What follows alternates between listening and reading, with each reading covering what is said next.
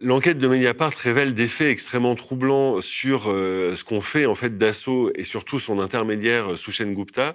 La première chose, c'est qu'on a obtenu des documents qui montrent que Dassault a versé des millions d'euros de commissions occultes à cet intermédiaire pendant les négociations du contrat. Et par ailleurs, autre révélation sur les coulisses des négociations de ce contrat, c'est que 3 ans après avoir rédigé cette note, l'intermédiaire qui a touché donc des millions d'euros de Dassault a obtenu en pleine négociation des documents confidentiels du ministère de la Défense indien sur toute la méthodologie des Indiens pour calculer les prix. Donc, ce qui veut dire que le négociateur de Dassault, en fait, avait le point de vue secret du camp d'en face, ce qui, évidemment, dans une négociation, est un énorme avantage.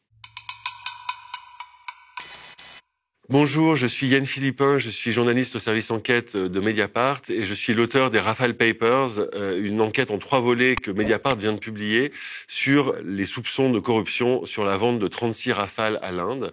Il faut savoir que c'est un contrat absolument énorme, un contrat entre 2 États, directement négocié entre le gouvernement français et le gouvernement indien, qui porte sur un montant de 7,8 milliards d'euros. C'est tout simplement l'un des plus gros marchés d'armement jamais décrochés par la France. Sushen Gupta, c'est un intermédiaire issu d'une famille indienne, même s'il a la nationalité américaine, et c'est l'un des intermédiaires en aéronautique et en armement les plus influents du pays. Il est en fait à la tête d'une entreprise familiale, d'un cabinet de conseil. Il se trouve que ce monsieur a une réputation sulfureuse, vu qu'il est déjà mis en examen pour blanchiment en Inde, dans une autre affaire de vente d'armes. Et donc c'est ce monsieur que Dassault a choisi comme intermédiaire pour la vente des Rafales, et qui s'est retrouvé justement au cœur du contrat. L'enquête de Mediapart révèle des faits extrêmement troublants sur ce qu'ont fait en fait Dassault et surtout son intermédiaire Sushen Gupta. La première chose, c'est qu'on a obtenu des documents qui montrent que Dassault a versé des millions d'euros de commissions occultes à cet intermédiaire pendant les négociations du contrat.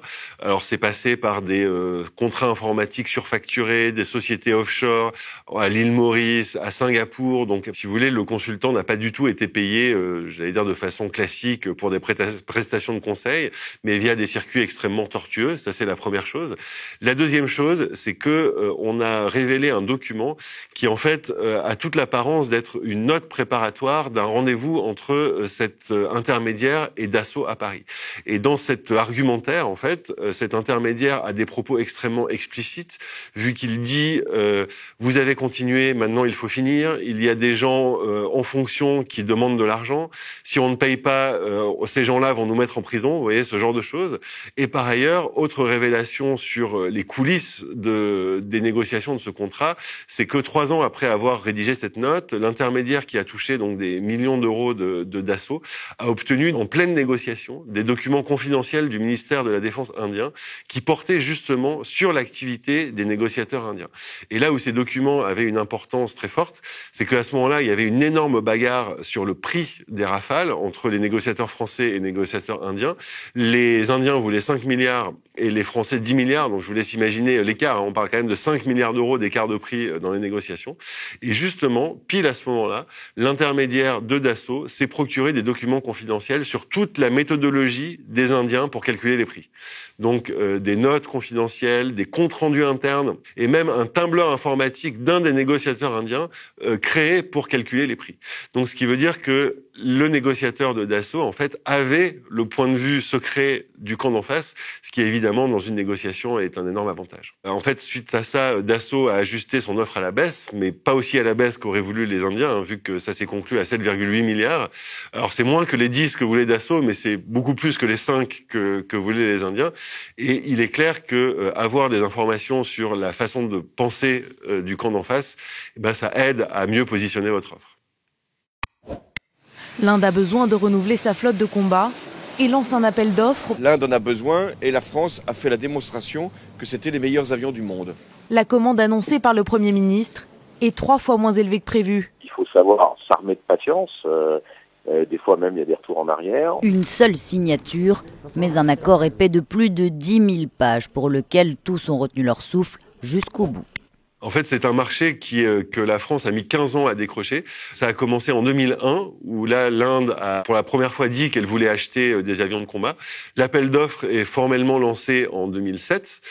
Dassault le gagne en 2012, mais il gagne l'appel d'offres, mais c'est pas fini. Il faut encore négocier le contrat définitif. Au départ, c'était pour 126 avions. On appelait ça le contrat du siècle. Et en 2015, coup de théâtre, le Premier ministre indien, donc l'ultranationaliste Narendra Modi, qui a été élu un an plus tôt, décide de tout changer, c'est-à-dire qu'il annule l'appel d'offres, finit les 126 avions, et désormais, il veut acheter 36 avions seulement, mais tous fabriqués en France, alors que sur les 126, il devait y avoir la majorité qui aurait dû au départ être fabriquée en Inde.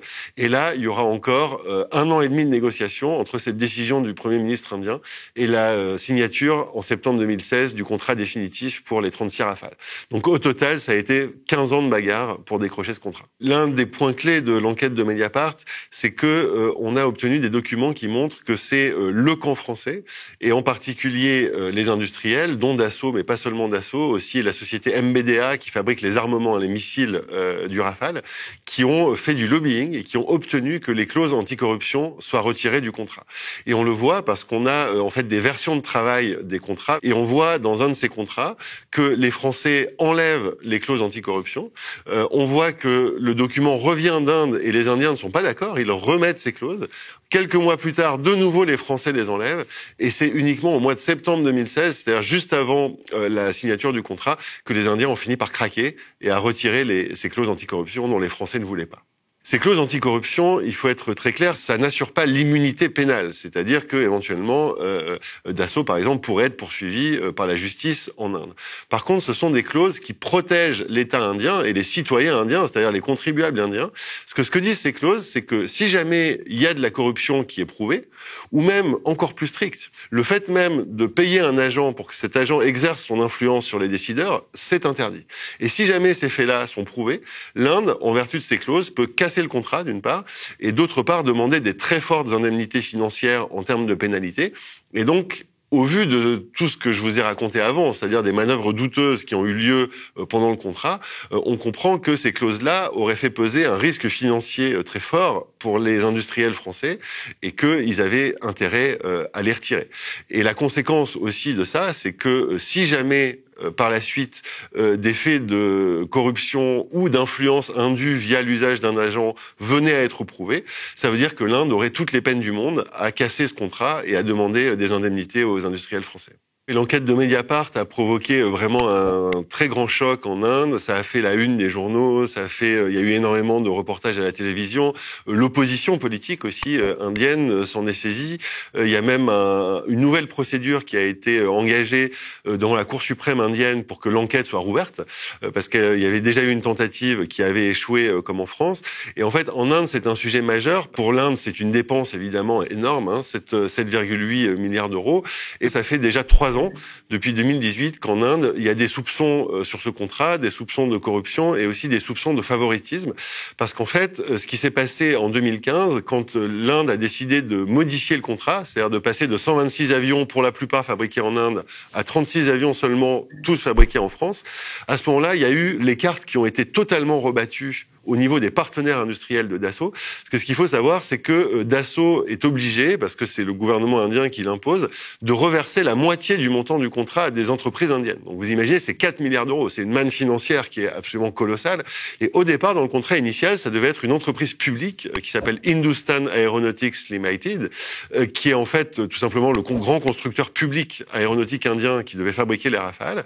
Et à partir du moment où le contrat a changé en 2015, cette entreprise publique spécialisée dans l'aéronautique a été éjectée et remplacée par un groupe indien qui s'appelle Reliance, qui appartient à un milliardaire qui s'appelle Anil Ambani, qui n'a aucune expérience de l'aéronautique, qui par ailleurs à l'époque était en difficulté financière, mais qui a pour avantage d'être un très proche du Premier ministre indien. Et donc le fait que cette société Reliance devienne le partenaire principal de Dassault sur ce contrat des Rafales a tout de suite nourri les soupçons de favoritisme en Inde. Et en clair, M. Ambani a été soupçonné d'obtenir ce marché avec Dassault de par ses liens avec le Premier ministre indien. Alors lui-même s'en défend, Dassault s'en défend aussi, mais en 2018, Mediapart avait publié déjà une première série de révélations où notamment François Hollande, l'ancien président de la République française, nous avait confié que ce monsieur Ambani et son groupe Reliance avaient été imposés à la France par le gouvernement indien, qu'en gros Dassault n'avait pas eu le choix de son partenaire. Et par ailleurs, nous avions également révélé un document confidentiel interne à Dassault, où un cadre de Dassault avouait dans ce document le fait que Reliance soit le partenaire de Dassault était une condition impérative pour décrocher le contrat, et donc confirmant qu'il n'avait pas vraiment eu le choix.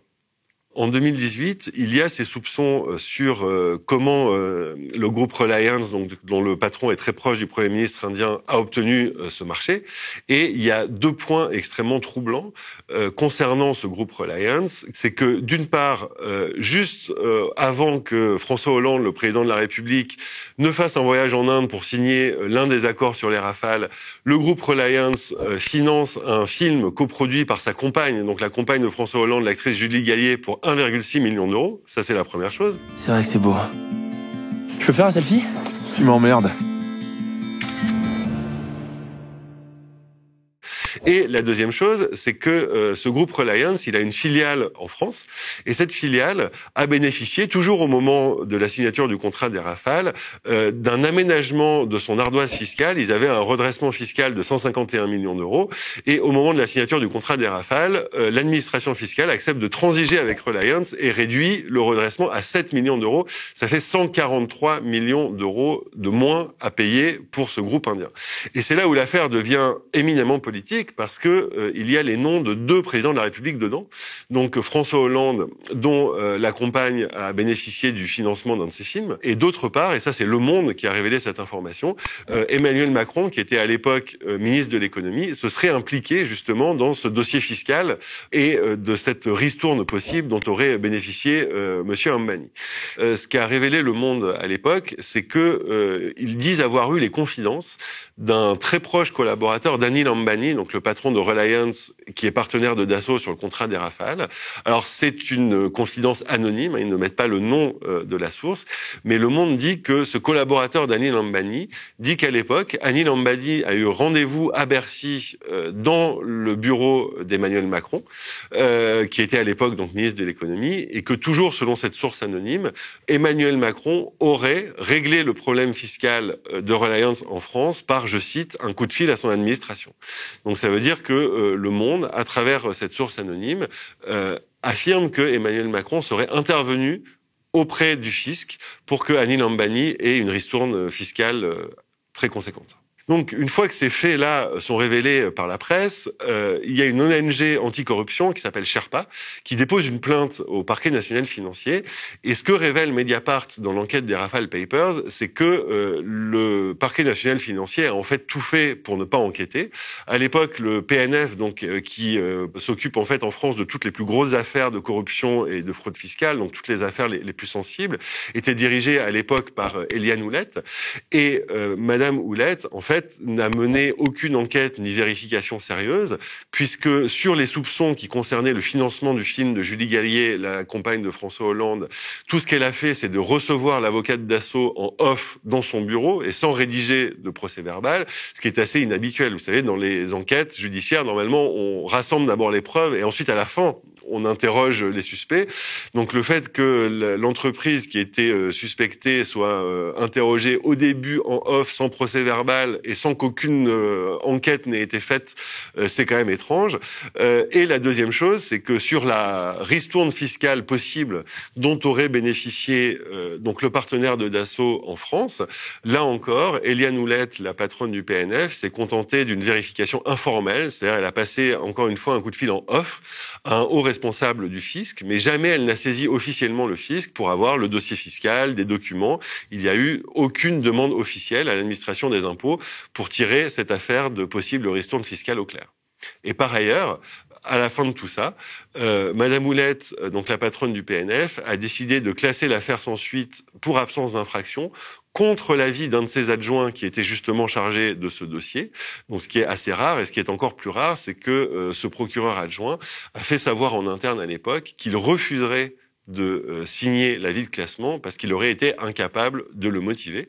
Et Madame Houlette, en fait, s'en est défendue dans une interview à Paris Match, où elle a dit que si elle avait enterré l'affaire, c'était d'une part parce qu'elle croyait pas aux allégations, mais aussi, je la cite, pour préserver les intérêts de la France.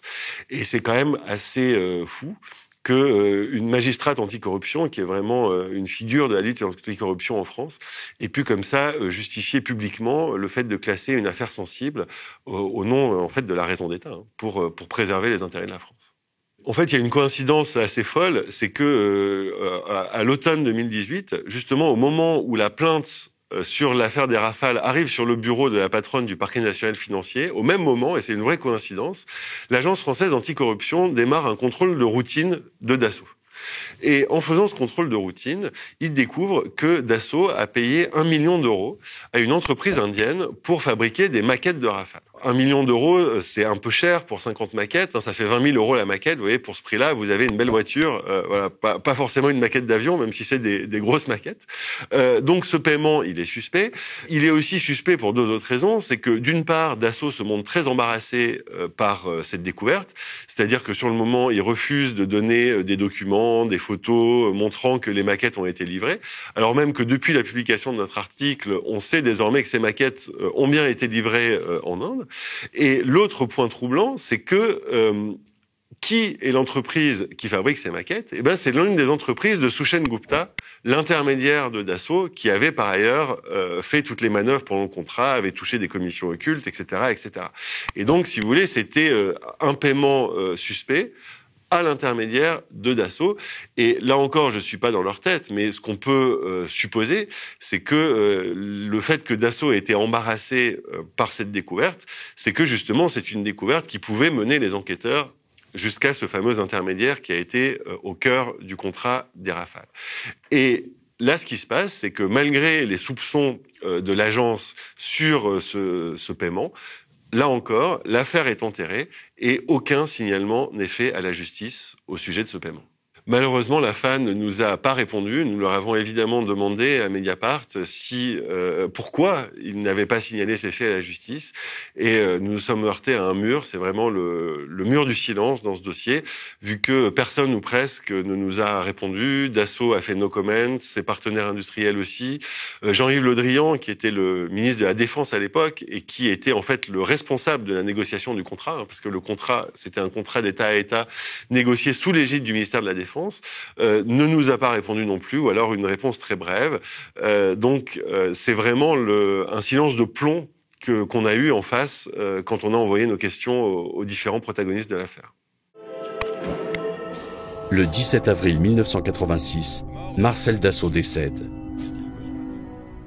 Serge Dassault, le fils de Marcel, élu PDG de la société des avions Marcel Dassault. C'est un peu une surprise, car on s'attendait à ce que l'héritier de la famille se retire devant les prétendants choisis en accord avec l'État. Marcel Dassault, qui est le fondateur de l'entreprise, en fait, a toujours eu des comportements borderline avec l'argent. C'est-à-dire, c'est quelqu'un qui était de notoriété publique, finançait les partis politiques, d'ailleurs de droite comme de gauche. Il a financé le Parti communiste, il a financé le RPR, donc l'ancêtre des Républicains aujourd'hui. Donc, toujours pour soigner ses relations avec les politiques et avec l'armée française, hein, qui est évidemment son principal client. Il faut savoir aussi que les Dassault, que ce soit Marcel ou son fils Serge, qui est aujourd'hui décédé, ont aussi toujours fait de la corruption politique, hein, pour être élus, parce ce sont aussi des politiques. Marcel Dassault était député de l'Oise. Il avait il passait son temps à distribuer ce qu'on appelait des pascals à l'époque, c'est-à-dire les billets de 500 francs. Marcel Dassault était vraiment connu pour distribuer les pascals à tout bout de champ. Il organisait des lotos dans sa commune avant les élections. On pouvait gagner des voitures. Il finançait les mairies de sa circonscription. conscription. Et par ailleurs, cette tradition-là a été poursuivie par son fils Serge, qui est décédé, donc qui n'a pas pu être jugé, mais dont les principaux lieutenants ont été condamnés en première instance dans l'affaire des achats de voix à Corbeil-Essonnes. Donc Serge Dassault, lui aussi, a donné énormément d'argent aux citoyens de Corbeil-Essonnes pour les convaincre d'être élus maire. Et par ailleurs, Serge Dassault, c'est quelqu'un qui revendiquait aussi la corruption dans les marchés d'armement. C'est-à-dire qu'il a été condamné pour corruption en Belgique à 2 ans de prison avec sursis. Et quand la France a interdit la corruption au tout début des années 2000, en ratifiant en fait la Convention internationale de l'OCDE qui interdit la corruption d'agents publics étrangers, quelques années plus tard, Serge Dassault a fait une conférence à HEC, donc la grande école de commerce, pour se plaindre parce qu'à l'époque, il avait beaucoup de mal à vendre ses Rafales. Et il a fait une déclaration pour dire non mais vraiment, si maintenant on peut plus verser de pot de vin, comment on va faire pour vendre nos avions? Vous voyez, ce qui fait que Dassault est quand même une entreprise très particulière de ce point de vue-là. Et par ailleurs, c'est une entreprise qui est évidemment éminemment stratégique parce que c'est le seul fournisseur d'avions de chasse de l'armée française. Par ailleurs, un chasseur, c'est un objet extrêmement technologique où il y a un vrai enjeu de souveraineté technologique pour la France et militaire. Par ailleurs, il y a beaucoup d'emplois qui sont en jeu. Dassault dit que le Rafale, c'est 7000 emplois directs et indirects en France. Et tout ça fait que l'entreprise Dassault est l'une des entreprises les plus puissantes de France, de par ses liens avec l'armée, de par son importance stratégique pour le pays, qui est réelle, et de fait des liens parfois incestueux que le groupe entretient avec des politiques depuis des décennies. Les gouvernements, et pas seulement le gouvernement de la France, c'est la même chose pour les autres pays européens, c'est la même chose aux États-Unis, c'est la même chose en Asie, défendent l'intérêt stratégique et économique de ces contrats militaires. En clair, on fait passer l'économie avant le reste, très clairement sur ce type de contrat. Et après, alors ça dépend des pays et ça dépend des pouvoirs, mais c'est vrai que quand on révèle ce genre d'affaires, on entend souvent des critiques sur le thème, écoutez, si on le fait pas, les autres le feront. C'est-à-dire que si nous, on vend pas des armes et qu'on n'utilise pas tous les moyens pour les vendre, c'est les Américains qui les vendront, c'est les Chinois qui les vendront, c'est les Anglais qui les vendront. Et au final, il y aura toujours des armes vendues, mais sauf que nous, on aura perdu notre savoir-faire, notre technologie et nos emplois. Et donc, c'est vrai que dans ces affaires de vente d'armes, il y a une réelle politique, en fait, qui fait que finalement, on continue à le faire pour des raisons essentiellement économiques et stratégiques.